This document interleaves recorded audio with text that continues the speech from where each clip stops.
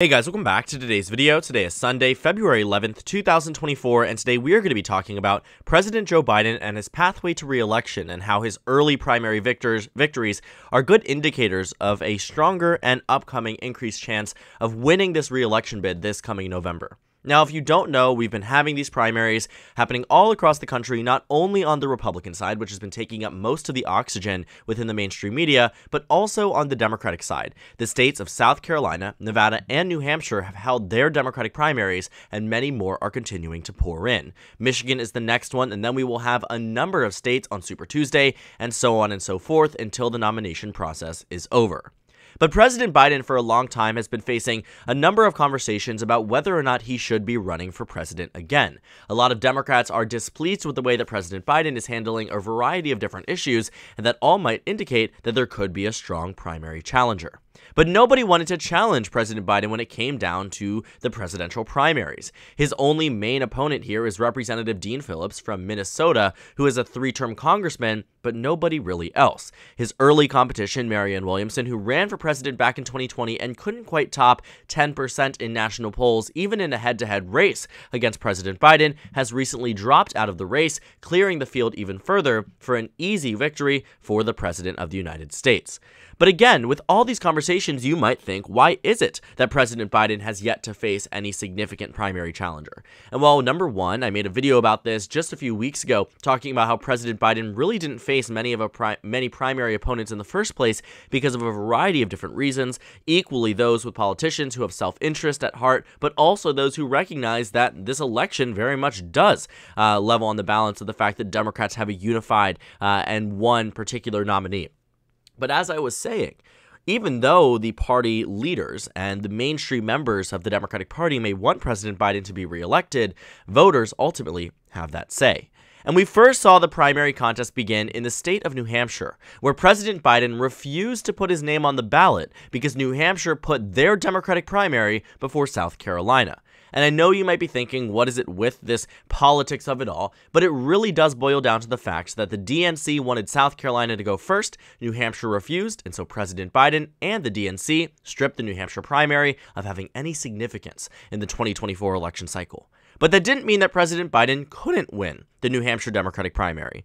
There was a campaign here not funded or sponsored by the Biden campaign, but a campaign to write in President Joe Biden as a display of support and a showing of loyalty. Now, this is a race that Joe Biden did not campaign in. He did not visit this state once during the primary season, and yet he got 64% of the vote against Dean Phillips, who spent arguably substantially more time and a lot more effort in this state, and who got around 20% of the vote. And so when this first primary dropped, I was apprehensive to make a video like the one I am doing today. Because 64%, no matter how you cut it, regardless of President Biden's involvement or not, it just doesn't look good at surface value, at surface level, for an incumbent president. Which is why I decided that we were going to wait for South Carolina and Nevada. And I'm sure, as you can expect, they were overwhelmingly pro-Biden.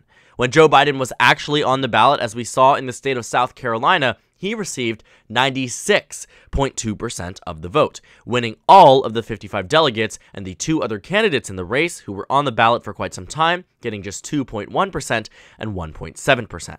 Now, South Carolina is an area where you really would start to see bleeding amongst the black electorate away from President Biden. The way that this works is that New Hampshire was a warning sign for Democrats theoretically, but not when you take a look at the actual circumstances of the election. No presence from Biden, no Biden campaign on the ground, a write-in campaign for the incumbent president, and a representative, Dean Phillips, who spent arguably a lot more time than even Biden did back in 2020 in this state, because it was really the only chance that he would have at any Democratic primary victory. Dean Phillips spent, all this money at all these events in the state and ultimately came up short at just 20%. But in South Carolina, when push came to shove, this state overwhelmingly went to Biden. And the reason why I take South Carolina as a unique point of interest for the 2024 election is because when we look back at the 2020 election results in South Carolina, this is when we really saw Joe Biden at his strongest. He had come off from a 5th place showing in Iowa and 4th place in Iowa, 5th place in New Hampshire, and South Carolina revived his candidacy. I distinctly remember watching this election result come in and all of the endorsements that followed suit, and then Super Tuesday, President Biden practically clinched the nomination, and then it was the pandemic. But I remember this so vividly because I watched these results come in and recognized, and I'm sure as many political pundits did, that it showed just the extent of the amount of support that President Biden received from Black Americans in this country. And so when you take a look at South Carolina as sort of this, individual state on its own, it might seem, okay, maybe it's just Biden country. But what South Carolina did predict and was helpful in giving us an understanding of was that Biden was on track to then win in the Democratic primary Alabama, Mississippi, North Carolina, Tennessee, Georgia, the states with predominantly Black electorates in the Democratic primary that made up a substantial portion of the vote share that Joe Biden got not only in the primary election, but eventually the general election. And the reason I look to South Carolina in 2024 is because in a similar way, it shows that President Biden, at least amongst his core base, Black voters are the reason President Biden is president today. They are still with him. And so I think South Carolina, for one, does show that in some of the areas of the country where you will see the Democratic Party relying on Black voters, areas like Milwaukee, areas like Detroit, areas like Philadelphia, areas in which you have a higher concentration of Black Americans, you are going to see Democrats using this as a model on how to win them again in 2024. Because nothing is a given in this election, but what this shows is that President Biden doesn't have that much bleeding amongst his core constituency, but I will caution this and say that often the most involved and the most partisan and the most approving of a president vote in a re-election primary bid, because it really isn't that competitive.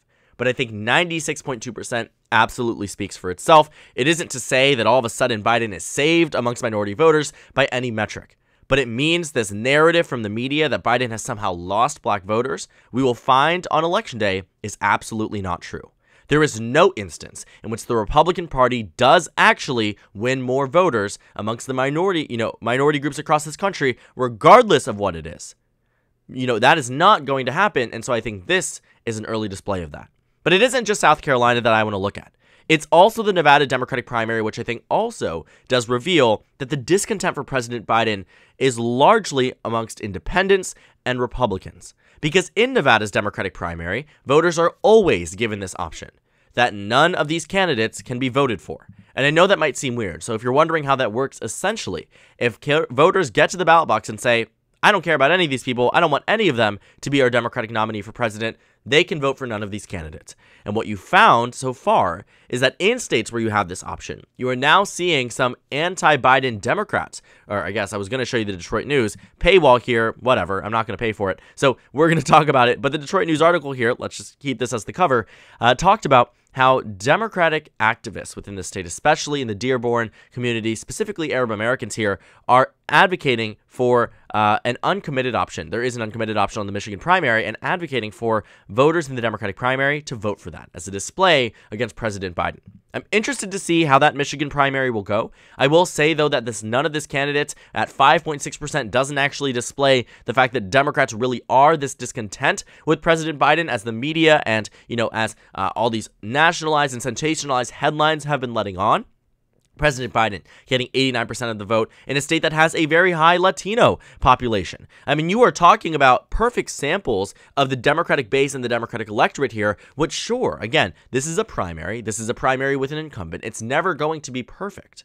But I think if there really needs to be this conversation about whether or not Democrats need to replace Joe Biden, the voters need to be backing that up. Because right now they're not, and all of this really just comes in as a clickbait article here for people to just go to a website and read an article, the same one that could have been published a year ago. But we're already in primary season, and there already is a clear frontrunner and somebody who is on track to easily win this nomination process. I never really thought it was competitive to begin with, but for some reason, it made it seem like it was.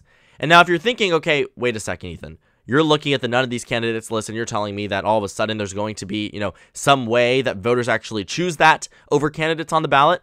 And I ask you to look no further than the GOP primary, when Nikki Haley lost to none of these candidates.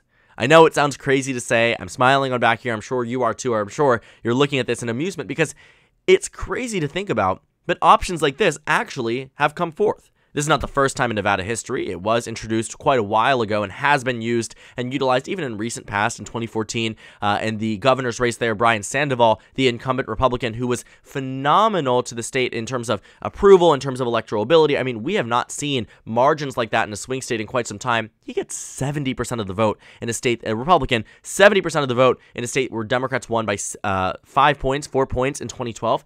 Quite, substantial. I think that's such a strong electoral presence here. The Democrats get 25% of the vote. But you know what happens in that Democratic primary is that none of these candidates actually win. So it goes to the second place person, but of course, not exactly the display of confidence that Democrats would have hoped for in the state of Nevada. And when you take a look at the Republican primary here, well, Nikki Haley also seems to see and understand just how embarrassing, quite frankly, demoralizing it is to get a loss to a candidate that doesn't even exist.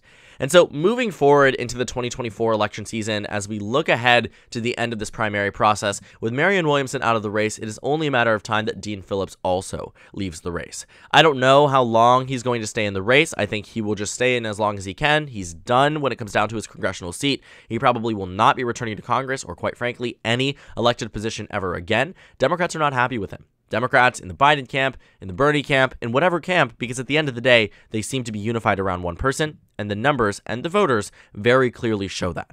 So now that we move into the general election season with Trump versus Biden, there's going to be a call on people to really coalesce the Democratic base. I think the only thing that this goes to show is that while there is some discontent with President Biden, what they need to focus on right now is tackling that not through a primary, but through the general election process.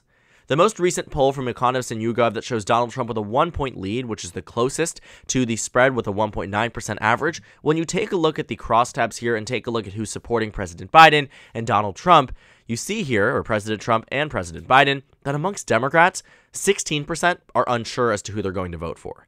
Now, forgive me, but I do not believe that 16% of registered Democrats genuinely believe they don't know who they're going to vote for. I think there is a substantial amount of young Americans and minority Americans that do say to these pollsters, I don't know, because they aren't pleased with either candidate. But when push comes to shove, as we saw happen in 2020, and arguably, Hillary Clinton, for what it's worth, did come very close to winning the presidency. If Biden is marginally better than Hillary Clinton or matches where he was or even slightly underperforms where he was back in 2020, he can still win re-election. There's a reason why the betting odds still believe that Democrats are the favorites to win the presidency. Because with all this noise and all these polls that are telling us it's going to be Trump, there's no reality that it is. Michigan's gone forever. Arizona's gone forever. The border is in shambles, and all of a sudden New Mexico is going red, and Trump is campaigning in New York and New Jersey. It's exhausting because the general election is over 9 months away, and we're here hyper-focused on, an election, which is fair because I'm doing it, and I sound like an hypocrite here, but we are hyper-focused on these, sensationalized polls. We can take a step back and recognize that come November, there is a substantial chance that President Biden wins. Because what I think that we are missing, what I think, is captured in by both campaigns here, which is why they're going so hard for this, and that it's not just a Biden or Trump cakewalk by their metrics, is because this election is genuinely close. And there are factors at play that voters will care about, do care about, and things that can come up between now and November that we simply have no idea of what they're going to be. But when I believe, what I believe is true is that when it comes to push, comes to shove, Democrats will be winning over their electorate with 90% support. This 12% number on the Republican side, I equally don't believe. Those are likely disgruntled Nikki Haley supporters that are here to the polls saying, I'm not voting for Trump, but again, they'd rather have him than Biden, and vice versa. The only number here that I think really should be alarming to Democrats is this independent number that shows President Biden with just 26% support amongst independents and 41% for President Trump. Now, what we do know is that independent voters aren't actually independent more often than not. A lot of independent voters have only voted for one party and refuse to identify because in their hearts they're an independent. In reality, they're not. When it comes down to this 33% that is unsure, I believe that metric. I do believe that a substantial portion of this country is undecided as to how they're going to vote, just as they were back in 2020. I don't think this is as easy of a decision as people are making it out to be. I think there are clear differences between the two candidates. But in terms of what people value and what people want in a president is also very, very different. I'm interested to see, as this 2024 primary season continues, with Trump easily winning his nomination, Biden easily winning his nomination, what those, disgruntled voters will end up doing. Will there be a Settle for Biden campaign again in 2020? Will there be a coalesce vote around President Trump as there was in 2016? It's going to be very interesting. It's going to be something that we are going to watch and put on full display. Because the point of this channel, that's the point of why you're watching this video, and the point of why this election is equally so interesting, but somehow so exceptionally boring at the same time. The 2024 election is not right around the corner, but it is rapidly approaching. I'm interested to see more on the front of Democrats, just to see what happens in Michigan, to see what happens on Super Tuesday. Will there be all of a sudden a last-minute shift in support amongst the base electorate? I'd argue not, but time will tell. For the Trump side of things, I think we just need to watch what Nikki Haley does, how hard she goes against President Trump, and how long she arguably, can stay in the race, will stay in the race, if she should stay in the race. A lot of questions needed to be asked and can be answered by the candidates themselves. But 2024, a very equally interesting and boring election, but one that we will be watching with a very, very close lens, because that's what we do here on Let's Talk Elections.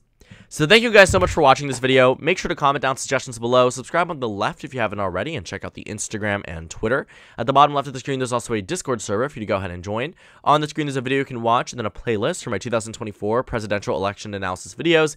Again, thank you guys so much for watching, and I will see you all later today.